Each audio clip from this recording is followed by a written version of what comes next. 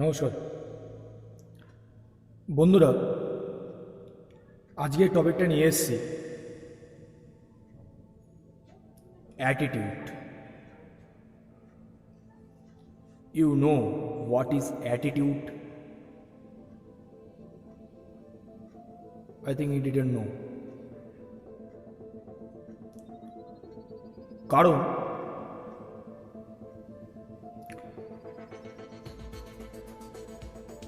আমি প্রকৃতি কিছু নিয়ে আজকে ডিসক্রাইব করতে চাই। আমরা সবাই জানি প্রকৃতির উপরে কেউ না, আমি তুমি কেউ না, প্রকৃতির উপরে কেউ না। সো আমরা জানি প্রকৃতি জিনিসটা নিয়ে বোঝাতে গেলে সবার আগে নাম আসে প্রাণীদের। সে প্রাণীদের নিয়েই আজকে ডিনোট করব অ্যাটিটিউড। যারা যারা আমার ভিডিওটি দেখছেন বা দেখবেন, ভিডিওটি মন দিয়ে দেখুন, অত লাইফ চেঞ্জিংয়ের অনেক সলিউশন ভিডিওটির মধ্যে দেখতে পারবেন। বন্ধুরা, আপনারা তো জানেন সিংহ সিংহ হলো বনের রাজা। The lion is the kingdom of animal. এটা আমরা সবাই জানি, প্রত্যেকে জানি, ছোটবেলাতে বাচ্চারা অবধি জানে। কিন্তু বন্ধুরা, কোনদিন ভেবে দেখেছেন কেন, কি কারণে আমরা সিংহকে জঙ্গলের রাজা বলি? কি কারণে? What the reason behind this? আমরা কোনদিন ভেবে দেখেছি? না তো সিংহ লম্বা, না তো সিংহ বুদ্ধি আছে, না তো সিংহ হেভিয়েস্ট, মানে একদম ভারী সারি, কোনো কিছুই না। তাও কেন সিংহকে সবাই ভয় পায়? কি কারণে? অ্যাটিটিউড, যেটা কিনা তার পার্সোনালিটিকে স্যুট করে।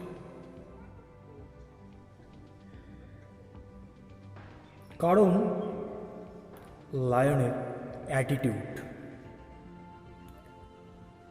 আপনাদের স্মার্ট হওয়ার জন্য কিন্তু পড়াশোনা শিখতে হবে না, স্মার্ট হতে হবে না। স্মার্ট মানে একদম আমার স্মার্টনেস যেটা আমরা দেখাই সেটা হতে হবে না, শক্তিশালী হতে হবে না, বুদ্ধিমান হতে হবে না, এগুলো দরকারই পড়ে না। সাকসেস পেতে গেলে smart, education, clever, ইন্টেলিজেন্সি, nothing matters. সেটা কাকে দেখলে বোঝা যায় জানেন? লায়নকে দেখলে। কারণ স্টিল সে কিং, সে রাজা। তার কাছে কিন্তু এগুলো কিছুই নেই, তার কাছে একটা মাত্র জিনিস আছে, সেটা হচ্ছে অ্যাটিটিউড। আপনারা নিজেরাই দেখুন, লায়ন কিন্তু এলিফেন্টের মতন শক্তিশালী নয়, ভারী নয়। লায়ন কিন্তু ফক্সের মতন চালাকও নয়। তাও সে জঙ্গলের মধ্যে রাজত্ব করে বেড়ায়। কি আশ্চর্যজনক কথা! জঙ্গলের মধ্যে লায়ন রাজত্ব করে বেড়ায়, এগুলোর একটা বিন্দু মাত্রটুকু তার মধ্যে নেই। He still rush in jungle in all over animal.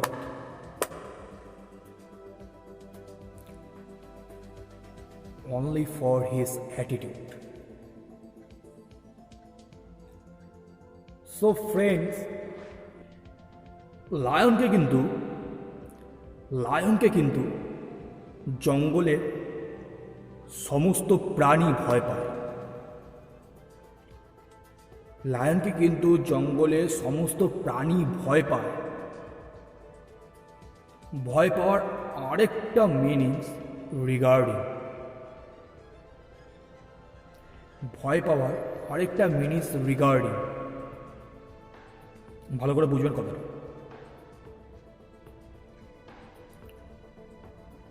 Elephant লায়নকে ভয় পায়, মানে elephant regards to lion, rhino regards to lion, Fox regards to lion,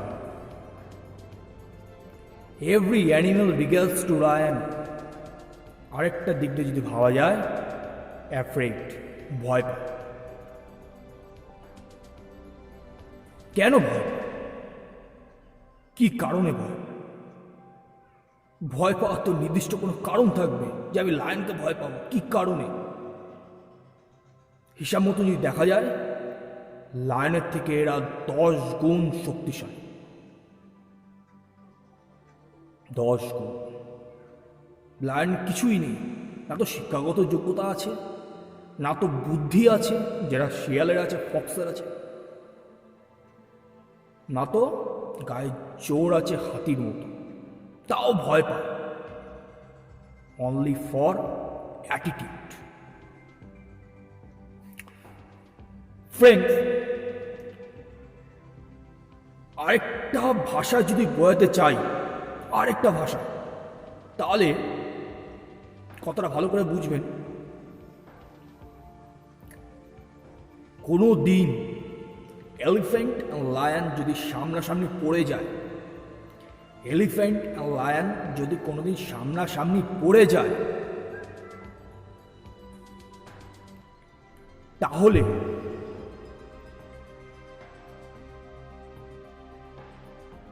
কি হবে এটা কি জানেন আপনারা? বেশিরভাগ লোকই বলবে যে লায়ন এলিফ্যান্টকে আক্রমণ করবে, বাট কেন, কি কারণে? আরে এলিফ্যান্টের গায়ে এতটা শক্তি, লায়নের গায়ে যদি একটা পাঞ্জা মারে, লায়ন ওখানে শেষ, ওখানেই এন্ড লায়নের। বাট এটা সম্ভব নয়। কি কারণে জানেন?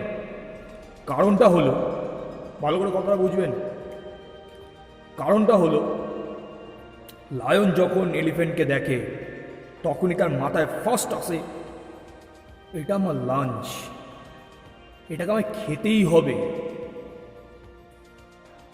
এটাকে আমাকে খেতেই হবে।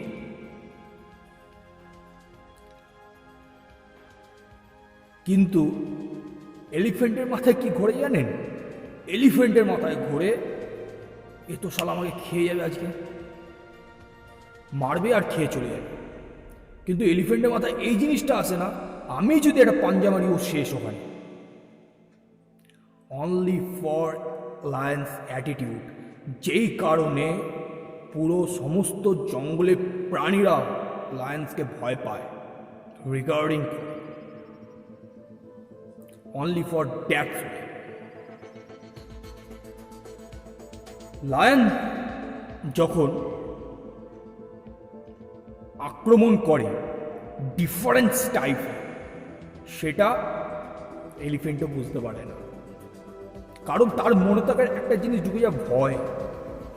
বন্ধুরা, একটা জিনিস মাথায় রাখবেন, ভয় যখন আপনার মনে ঢুকে যাবে, আপনি এমনি শেষ। আপনার সামনে শত্রুর সাথে আপনি লড়বেন কি, তার আগে আপনি finished in your self. So সেই অ্যাডভান্টেজটা লায়ন নিতে জানে, সেই অ্যাডভান্টেজটা লায়ন নিতে জানে, দেন তাকে মেরে দেয়। এটা হচ্ছে লায়নের অ্যাটিটিউড, সব থেকে বড় প্লাস পয়েন্ট। কথাগুলোর মানে ভালো করে বুঝবেন, প্রত্যেক কথার মানে ডিপলি মিনিংস থিঙ্কিং করবেন। লায়ন যে হাতিকে মারল, কিন্তু হাতি একবারও ভাবলো না যে ও তো আমার থেকে সব কিছুতে কম, শক্তিতে থেকে একটা পাঞ্জা মারলে লায়ন শেষ। হাতির মনে তখন ভয়, আর লায়নের মনে তখন বিলিভ, বিশ্বাস। লায়নের মনে তখন বিলিভ মানে বিশ্বাস যে আমি ওকে মারবই এবং খাবই। বিলিভ সিস্টেম এমন একটা জিনিস যেটা আপনার অ্যাটিটিউডটাকে এতটা পরিমাণে স্ট্রং করে দেবে বন্ধুরা, এতটা পরিমাণে স্ট্রং করে দেবে, ইউ ক্যান ডু এনিথিং। সেটা ইম্পসিবল হোক, পসিবল হোক, হোয়াট এভার, যাই হোক, but you can do. Believe system এমন system in yourself. Believe system যে একটা জিনিস যদি বলতে যাই, আপনার কাছে পৃথিবীর সমস্ত কিছু আছে। এডুকেশন সিস্টেম আছে, আপনার ট্যালেন্ট আছে, আপনার পাওয়ার আছে, আপনার দামি দামি প্রোডাক্ট আছে, আপনার মানে লাক্সারিয়াস লাইফ আছে, বাট নিজের প্রতি বিলিভ সিস্টেম খুব কম, weak. So you can't do anything. যদি বিলিভ সিস্টেমটা উইক থাকে, সো আপনার মধ্যে সেই অ্যাটিটিউডটা আসবে না, সে পার্সোনালিটি তৈরি হবে না যেটা আপনি সেই কাজটা করতে পারবেন।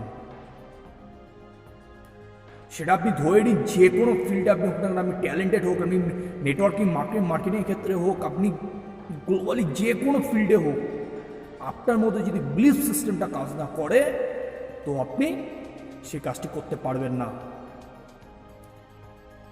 So believe system much important attitude.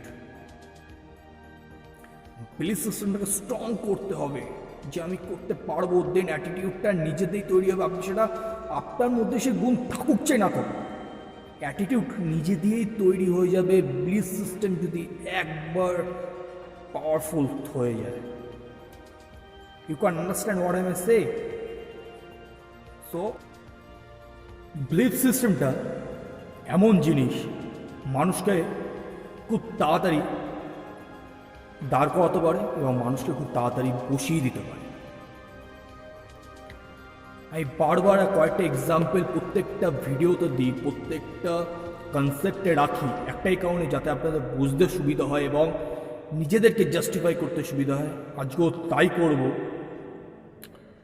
বন্ধুরা, আগে 1964 সালে যখন মানুষেরা ভাবতেও পারতো না যে 1 মাইল 4 মিনিট বা 4.5 মিনিটের কম কেউ হেঁটে কভার করতে পারবে বা দৌড়ে কভার করতে পারবে, আগেরকার দিনে মানুষদের কাছে সেটা ইম্পসিবল ব্যাপার ছিল, কারণ অলস ভাবটা প্রচুর ছিল।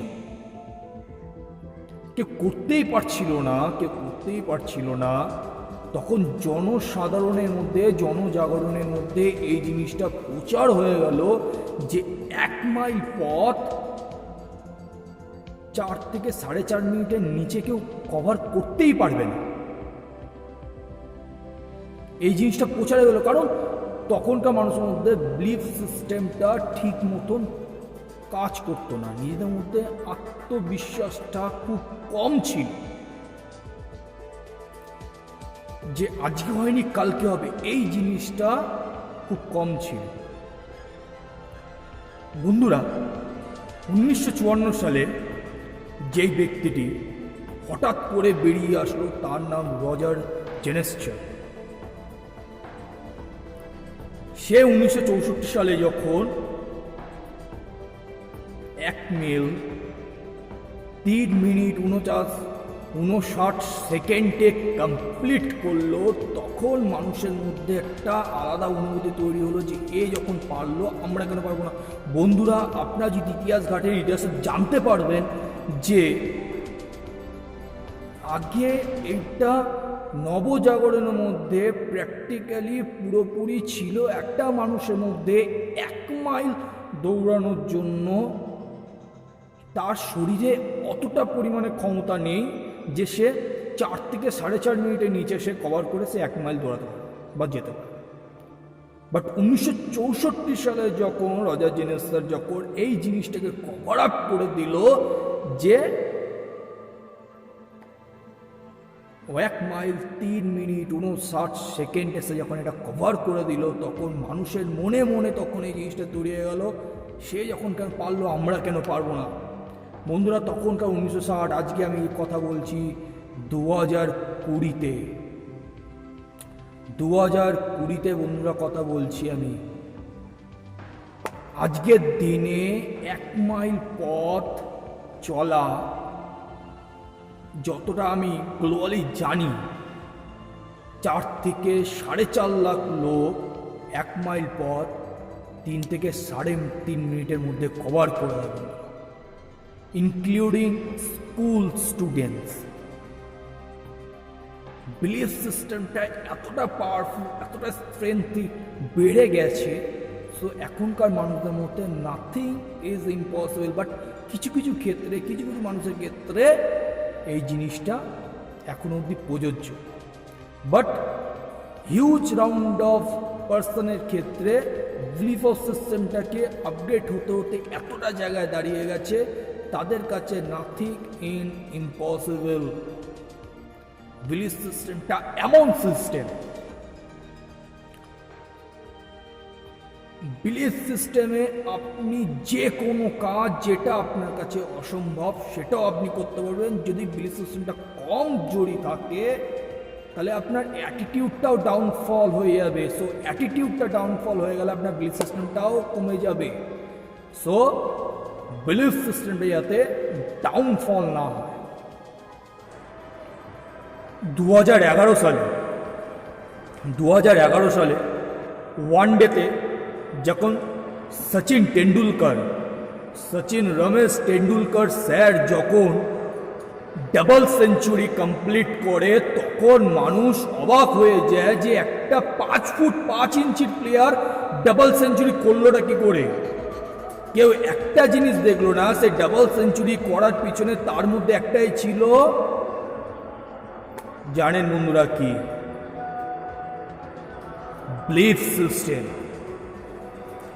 বিলিফ সিস্টেম এতটাই পাওয়ারফুল ছিল যে সেই 5 ফুট 5 ইঞ্চি মানুষটা ডাবল সেঞ্চুরি করে দিল ওয়ান ডেতে 2011-তে। বন্ধুরা আপনাদের কাছে একটা ইনফরমেশন দিয়ে দিই, সেই সময়কার দিনে ডাবল সেঞ্চুরি করা মানে ছিল বিশাল ব্যাপার। মানে কেউ ডাবল সেঞ্চুরি করার কথা ভাবতেই পারতো না সেই সময় ডাবল সেঞ্চুরি করবে। তারপরে বন্ধুরা আরেকটা ইনফরমেশন আপনাদের দিই, তখনকার মানুষদের মধ্যে একটা জিনিস ছিল, কেউ যদি 150 রান করে দিত কোনো টিমের, মানে খেটে লড়বে এমন ব্যাপার দাঁড়িয়ে যেত। কেউ যদি 200 রান করতো, সেই টিমের এমন পরিস্থিতি দাঁড়িয়ে যেত যে জিততেই হবে। 250 রান করলে এমন দাঁড়িয়ে যেত আমরা জিতবো। আর যদি কেউ কোনো টিম যদি 300 রান করে দিত সেই সময় ওয়ান ডেতে, সালা যাকে খুশি দিয়ে বোলিং করিয়ে এনে জিতবো আমরাই, এমন পরিস্থিতি দাঁড়িয়ে যেত। সেই সময় ডাবল সেঞ্চুরি সচিন স্যার করে দেখিয়েছিল। তারপরে বন্ধুরা আরেকটা ইনফরমেশন দিই, তারপর দিয়ে ডাবল সেঞ্চুরি রেকর্ড কিন্তু ব্রেক হওয়া চালু হয়েছিল, তারপর দিয়ে চালু হয়েছিল। তারপর আমাদের বীরু স্যার, রোহিত শর্মা এবং কি ক্রিস গেল অব্দি বন্ধুরা ডাবল সেঞ্চুরি ব্রেক করেছিল। কারণ বন্ধুরা তখনকার প্লেয়ার্সদের মাথায় একটা জিনিসই খেলতো, যে মাঠে যখন আমি নামবো আমাকে ওনার থেকে বেটার রান করে আমাকে দেখাতে হবে। তারপরে 2011-র পরে তারপরে কিন্তু বন্ধুরা প্রচুর 200 রান ওয়ান ডেতে একটা প্লেয়ার করেছে। বিলিফ সিস্টেম, কারণ ব্রেক রেকর্ড তৈরি করব, রেকর্ডটাকে ব্রেক করব, সেই বিলিফ সিস্টেমটা একটা প্লেয়ারের মধ্যে এমনভাবে কাজ করতো, সে যে মাঠে নামলে নিজেকে লায়ন ভাবতো। এই জন্যই এক্সাম্পলটা চালু করেছিলাম লায়ন দিয়ে। এই অ্যাটিটিউডটা নিজেদের মধ্যে আনুন, যে কোনো কাজ, যে কোনো ইম্পসিবল ওয়ার্কিং আপনি করতে পারবেন। ভালো থাকবেন, সুস্থ থাকবেন। এবং আজকে 15ই আগস্ট, আজকের দিনে আপনারা যতটা পারবেন বাড়ির মধ্যে থেকে স্বাধীনতা দিবস উদযাপন করবেন। জয় হিন্দ, বন্দে মাতারাম। ভালো থাকবেন, সুস্থ থাকবেন।